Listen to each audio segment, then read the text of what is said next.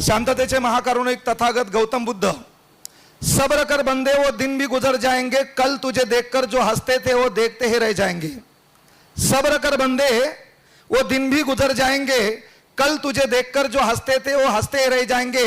अरे त्याग दी ख्वाहिश से कुछ अलग कर दिखाने के लिए सिद्धार्थ भी खोया था, सब कुछ भगवान बुद्ध बनने के लिए, सब कुछ भगवान बुद्ध बनने के लिए।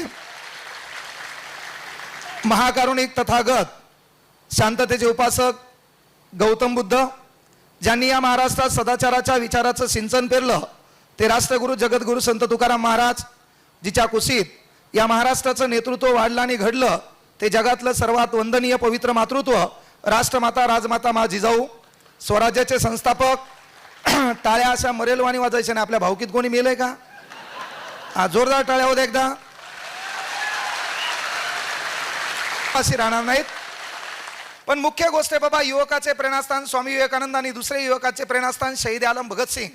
सध्याचं जे राजकारण आपण बोलू लागलो, सध्याचं राजकारण पाहताना कदाचित भगतसिंग वरती सुखदेवला म्हटले असतील की कई वोटों के लिए मर गए, कई नोटों के लिए मर गए, कई वोटों के लिए मर गए, कई नोटों के लिए मर गए, होते भगत सिंह जिंदा तो कहते सुखदेव से, साला हम भी किन कमीनों के लिए मर गए, हम भी किन कमीनों के लिए मर गए।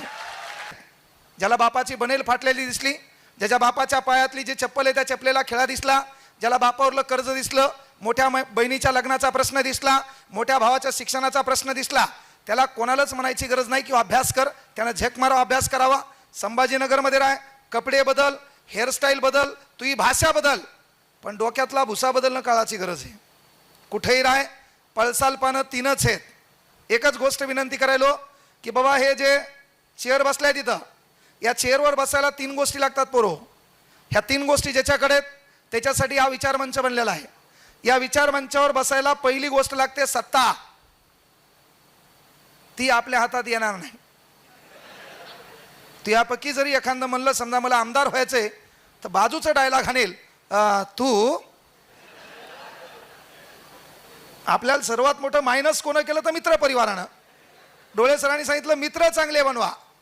मित्र पाहिजे कोणासारखा? कवी कलश छत्रपती शंभूराजेंसारखा। अलीकडे मित्र कोणता आहे आपला? जोरात वाजायचे असेल।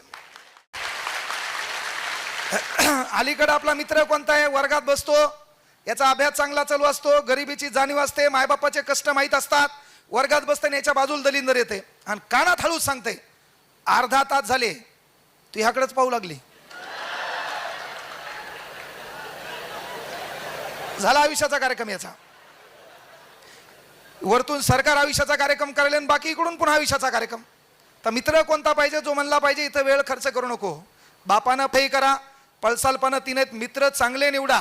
मित्र चांगले निवडत असताना पहिल्यांदा आपल्या अंगातला आळस झटकायचा आहे, पण तत्पूर्वी महाराष्ट्र ज्यानं घडवलाय, ज्या विचार पुरुषांनी महापुरुषांनी घडवलाय, त्यांच्या नावाचा जय जयकार करणं काळाची गरज आहे। म्हणून युवकांचे दुसरे प्रेरणास्थान मी म्हणलो शहीद आलम भगतसिंग। अज्ञानाचा अंधकार मिटून घराघरात ज्ञानाची प्रकाशज्योत पेटविणाऱ्या क्रांतीज्योती सावित्रीबाई फुले, खरे महात्मा महात्मा ज्योतिबा फुले। 1.5 दिवसाची शाळा शिकून मिलमध्ये काम करत असताना ज्या पावत्या त्या पावत्यावर एका महापुरुषानं काय लिहिलं? कादंबरी लिहिली आणि कादंबरी रशियाच्या कानाकोपऱ्यात पोहोचली। त्या रशियाच्या कानाकोपऱ्यापर्यंत छत्रपती शिवाजी महाराजांचा पवाडा ज्या महापुरुषानं गाजवला, ज्या माणसाची आज काय पुण्यतिथी आहे, ते लोकशाहीर अण्णाभाऊ साठे।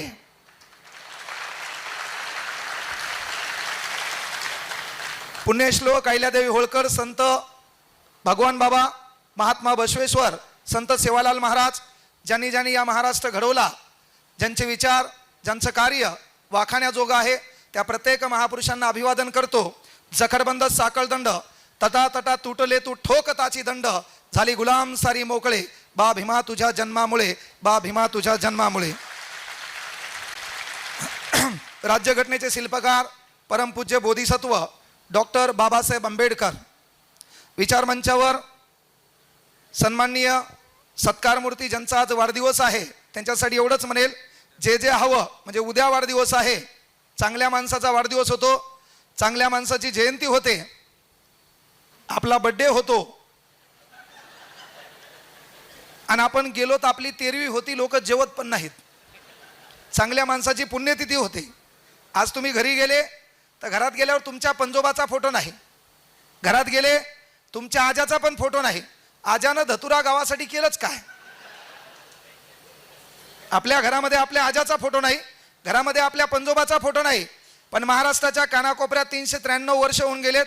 रस्त्याच्या कानाकोपऱ्यात कुठतरी मध्यवर्ती ठिकाणात घोडा आहे, घोड्यावर एक दिव्य पुरुष बसलेला आहे, चेहऱ्यावर तेज, हातात लखलखती तलवार आहे, आपला बाप उभा आहे. त्या बापाचं नाव छत्रपती शिवाजी महाराज आहे.